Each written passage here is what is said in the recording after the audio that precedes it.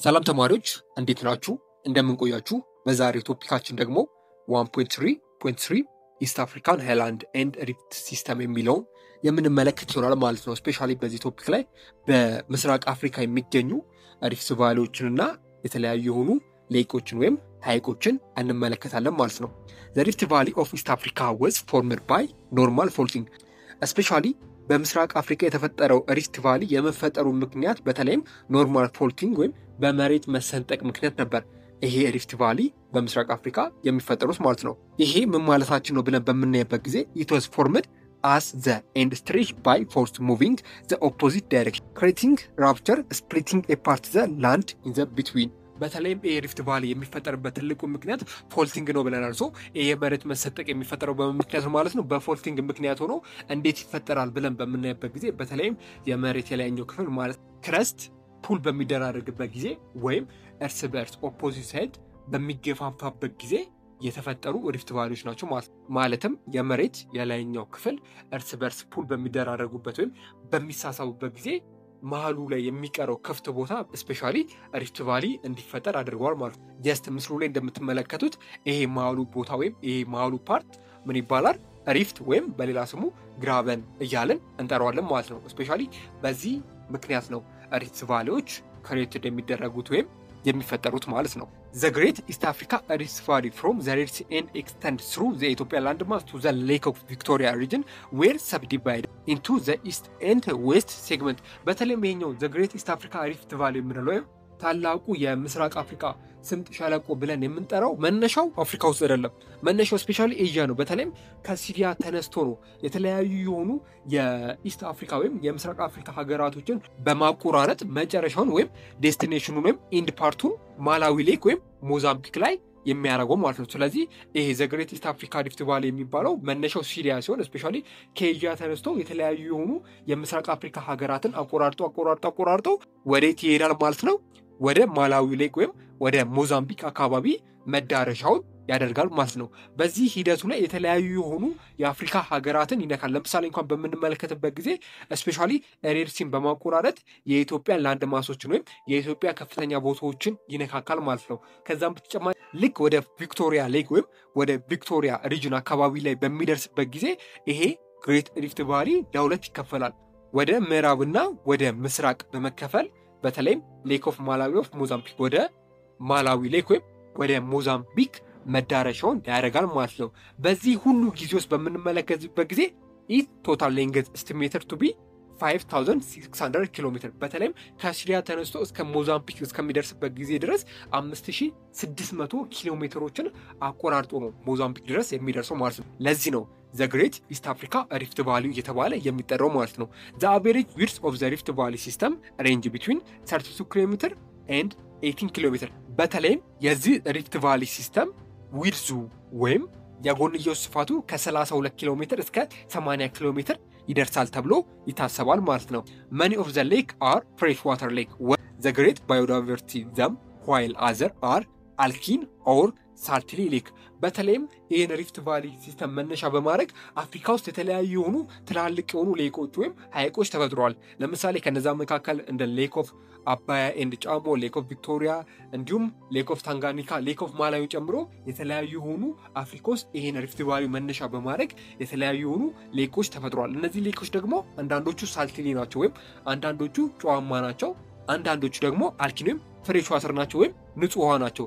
ስፔሻሊ ደግሞ እነዚህ ሐይቆች በውስጣቸው የተለያዩ የሆኑ ባዮዳይቨርሲቲዎችን በብዛት ይዘዋል ማለት ነው። ዘ ኢትዮጵያን ሪፍት ቫሊ ሌክስ አር ዘ ኖርዝ ሞስት ኦፍ ዘ አፍሪካን ሪፍት ቫሊ ሌክ ስፔሻሊ የኢትዮጵያን ሪፍት ቫሊ ሌኮች በተለይም በግሬት ሪፍት ቫሊ ሌኮች የሚካተቱት አብዛኞቹ የኢትዮጵያ ሐይቆች በሰሜን በኩል የሚገኙ ሐይቆች ናቸው ማለት ነው። በዚህም የተነሳ the main Ethiopian rift also known as the Great Rift Valley split the Ethiopian highland into northwestern and southeastern. በዚህም የተነሳ አብዛኞቹ የኢትዮጵያ ስምጥ ሸለቆች ወይም ግሬት ሪፍት ቫሊ የምንላቸው ከሰሜን ምዕራብ አንስቶ እስከ ደቡብ ምስራቅ ከፍተኛ ቦታዎች አካባቢ ይደርሳሉ ማለት ነው። Lake Victoria, the elevation of 1,134 meters above sea level, with the an area 68,800 square kilometers, is the largest lake of Africa. በተለይም ሌክ ኦፍ ቪክቶሪያ የሚባል አንድ ሐይቅ አለ። ይህ ሐይቅ ስፔሻሊ አፍሪካ ውስጥ ከሚገኙ ሐይቆች መካከል እጅግ በጣም ትልቁ ሐይቅ ነው። 68,800 የሚሆን ስኩዌር ኪሎ ሜትር ላይ ያረፈ ቦታ ሲሆን በአፍሪካ ውስጥ ካሉ ሌኮች መካከል እጅግ በጣም ትልቁ ሌክ ወይም ትልቁ ሐይቅ የሚባለው ሌክ ኦፍ ቪክቶሪያ ነው ማለት ነው። ስፔሻሊ ደግሞ ከባህር ጠለል በላይ 1134 አባብ ሲ ሌቭል ላይ የሚገኝ ሐይቅ ሲሆን አፍሪካ ውስጥ ካሉ ሐይቆች መካከል እጅግ በጣም ትልቁ ሐይቅ የሚባለው ሌክ ኦፍ ቪክቶሪያ ነው ማለት ነው። ነገር ግን ይሄ ሌክ ኦፍ ቪክቶሪያ ኢት ኢዝ ኖት ዘ ሪፍት ቫሊ፣ ይሄ ሌክ ኦፍ ቪክቶሪያ በሪፍት ቫሊ ሲስተም ውስጥ አይካተትም ወይም አይገባም ማለት ነው። ኢንስቴድ ኦኩፒውስ depression between the eastern and western province by the uplift of the rift other side. ይሄ ሌክ ኦፍ ቪክቶሪያ የተፈጠረበት ምክንያት ቅድም ምን ብለናል? ልክ ሌክ ኦፍ ቪክቶሪያ ሪጅን ጋር ሲደርስ ወደ ኢስት እና ወደ ዌስት ይከፋፈላል የግሬት ኢስት አፍሪካ ሪፍት ቫሊ ብለን ነበር። ሶ በዛ ምክንያት የተፈጠረ ሌክ ነው ማለትም በአፕሊፍቲንግ ወይም በመሬት ከፍታ እዛ አካባቢ ላይ ዲፕሬሽን በመፈጠሩ ምክንያት የተፈጠረ ሌክ ነው ማለት ነው ይሄ ሌክ ኦፍ ቪክቶሪያ የምንለው ሌክ። ቀጥሎ ደግሞ የምንመለከተው ዘ ኢትዮጵያን ኤንድ ኤርትራን ሃይላንድ ሲሆን ኢትዮጵያ ሃዝ ሰም ኦፍ ዘ ሞስት ስፔክታኩላር ሴንሰሪ ኦፍ አፍሪካ። በተለይም አፍሪካ ውስጥ ከሚገኙ ጥቂት ወይም የተወሰኑ ሀገራት መካከል እንደ ኢትዮጵያ ያሉ ማለትም እጅግ በጣም መልክዓ ምድራዊ አቀማመጣቸው እጅግ በጣም ጥሩ የሆኑ ላይን ማራኪ የሆኑ መልክዓ ምድር አቀማመጥ ካላቸው የአፍሪካ ሀገራት መካከል አንዷ ኢትዮጵያ ናት ማለት ነው። ማች ኦፍ ዘ ካንትሪ ኢን ዘ ስቴት ኦፍ ሃይ ፕሌቶ ወዝ ማሲቭ ሴንትራል ሃይላንድ ኮምፕሌክስ ኦፍ ማውንቴን ዲቫይድድ ባይ ዘ ዲፕ ግሬት ሪፍት ቫሊ። በተለይም ኢትዮጵያ ውስጥ የሌለ አይነት የመልክዓ ምድር አቀማመጥ የለም። ከፍተኛ ቦታዎች አሉ፣ ሪፍት ቫሊዎች አሉ፣ ስፔሻሊ ከፍተኛ የሆኑ ኢሊቬሽን ወይም አምባ ምድሮች አሉ። የተለያዩ የሆኑ እጅግ በጣም ብዙ የሆኑ ከፍተኛ ቦታ ላይ የሚገኙ ከባህር ጠለል በላይ ከፍተኛ ቦታዎች ላይ የሚገኙ የተለያዩ የሆኑ ማውንቴኖች አሉ። ስፔሻሊ ደግሞ እነዚህ ማውንቴኖች በግሬት ዲፕ ሪፍት ቫሊ የተከፈሉ መሆናቸው በተለይም ኢትዮጵያ የመልክዓ ምድራዊ አቀማመጧ እጅግ በጣም የበዛ እንዲሆን አድርጓታል ማለት ነው። በዚህም የተነሳ ዘ ዋይድ ዳይቨርሲቲ ዘ ትሬን ፕሮዲውስ ሪጂናል ቫሪዬሽን ኦፍ ክላይሜት ናቹራል ቬጂቴሽን ሶይል ኮምፖዚሽን ኤንድ ሴትልመንት ፓተርን። በተለይም ኢትዮጵያ ውስጥ የሚገኙ የመልክዓ ምድራዊ አቀማመጦች እጅግ በጣም የበዙና ዳይቨርስ መሆናቸው ብዙ መሆናቸው በተለይም ክላይሜትም የአየር ሁኔታው ላይ የራሱን የሆነ ተጽዕኖ አሳድሯል። ይህ ማለት ለምሳሌ የሆነ አካባቢ ላይ እጅግ በጣም ቀዝቃዛ ሊሆንባችሁ ይችላል። ትንሽ እንደተጓዛችሁ ደግሞ መልክዓ ምድራዊ አቀማመጡ እጅግ በጣም ዳይቨርስ ስለሆነ ወይም ስለሚቀየር ሞቃታማ የሆነ ቦታ ላይ ልትገቡ ትችላላችሁ። አንድ ቦታ ላይ ደጋማ ልትሆኑ ትችላላችሁ፣ የሆነ ደግሞ ቆላማ የሆነ አይነት የአየር ሁኔታ ሊኖር ይችላል። ስለዚህ የተለያዩ የሆኑ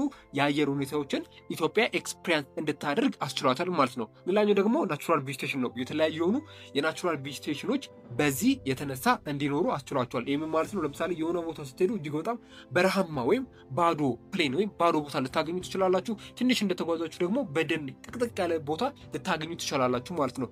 ይሄም አንዱ ዳይቨርስ የሆነ መልክዓ ምድር ስላላት የተገኘ ስጦታ ወይም ጊፍት ነው ማለት ነው። ሌላኛው ደግሞ ሶይል ኮምፖዚሽን ነው። ከአንድ ቦታ ወደ ሌላ ቦታ በምትሄዱበት ጊዜ የተለያዩ የሆኑ የሶይል ኮምፖዚሽኖችን ወይም የአፈር ታይፖችን ልታገኙ ትችላላችሁ። ከዛም በተጨማሪ ሴትልመንት ኦፍ ፓተርን ነው። ማለትም አንድ ቦታ ላይ የሚኖረው የማህበረሰብ ቁጥር ወይም አንድ ቦታ ላይ የሚኖረው የአሰፋፈር ሁኔታና ሌላ ቦታ ላይ ያለው የአሰፋፈርም የማህበረሰብ ሁኔታ የተለያየ ሊሆን ይችላል። ማለትም አንድ ቦታ ላይ የሚገኘው ማህበረሰብ እጅግ በጣም ጥቅጥቅ ያለ ወይም ደንስሊ የሆነ ፓተርን ሊኖር ይችላል። ትንሽ እንደተጓዛችሁ ደግሞ ስፓርስ ወይም የተበታተነ የሆነ የአሰፋፈር ሁኔታ ልታገኙ ትችላላችሁ ማለት ነው። እነዚህ ነገሮች የሆኑበት ምክንያት ስፔሻሊ ዳይቨርስ የሆነ የመልክዓ ምድር አቀማመጥ ስላላት ነው ማለት ነው። ኢትዮጵያ ኖርዝ ዌስተርን ሃይላንድ ኤክስተንድ ኢንቱ ኤርትራ ሪቺንግ ኤሊቬሽን ሞር ዛን 2000 ሜትር አባቭ ሲ ሌቨል። ስፔሻሊ ኢትዮጵያና ኤርትራ አካባቢ የሚገኙ በተለይም ሃይላንድ ወይም ከፍተኛ ቦታዎች የሚባሉት እስከ 2000 ሜትር አባቭ ሲ ሌቨል ወይም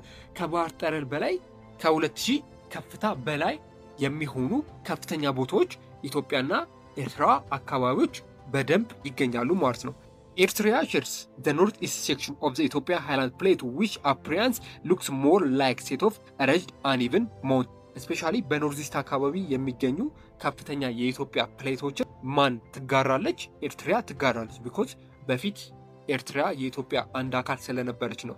በተለይም ኢትዮጵያ ኤርትራ ሃይላንድ ፕሌቶ እያልን በአንድ ስም የምንጠራቸው ማለት ነው። ስለዚህ በሰሜን ምስራቅ የሚገኘውን የኢትዮጵያ ከፍተኛ ቦታዎች ኤርትራ የምትጋራ ትሆናለች ማለት ነው። ስፔሻሊ እዚህ አካባቢ ላይ የሚገኘው የመልክዓ ምድራዊ አቀማመጥ በተለይም ረጅድና አንኢቨን ማውንቴን የሆኑ ናቸው። ረጅድ ማለት ወጣ ገባ የሆነ የመልክዓ ምድር አቀማመጥ ሲሆን አንኢቨን ማውንቴን ደግሞ ማለት ቀጣይነት የሌለው ወይም ኮንቲኒየስሊ ያልሆነ የማውንቴን አቀማመጥ ነው ያሉት። ማለትም አንድ ቦታ ማውንቴን አለ ወይም አንድ ቦታ ተራራ አለ፣ ከዛ በኋላ ትንሽ ርቆ ሌላ ቦታ ተራራ አለ። ሰንሰለታማ ያልሆኑ ተራራማ ቦታዎች እዚህ አካባቢ ይገኛሉ ማለት ነው።